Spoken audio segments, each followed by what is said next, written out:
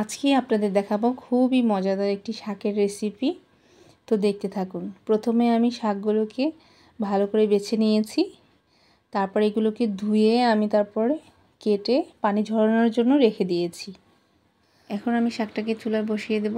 এই জন্য আমি দিয়ে দিয়েছি তেল, তারপরে পেঁয়াজ, কাঁচামরিচ, তারপরে দিয়ে দিয়েছি চিংড়ি মাছ, রসুন। এগুলোকে এখন ভালো করে ভেজে নেব।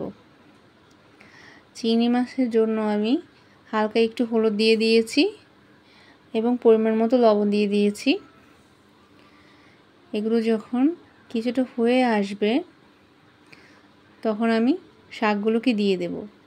আমি সবসময় আপনাদেরকে স্বল্প সময় ভিডিও দেওয়ার চেষ্টা করি, তো আমার ভিডিও আরও পেতে চাইলে চ্যানেলটি সাবস্ক্রাইব দিয়ে রাখবেন। এখন দেখেন শাকগুলো আমি অল্প আঁচে জাল করে নেব।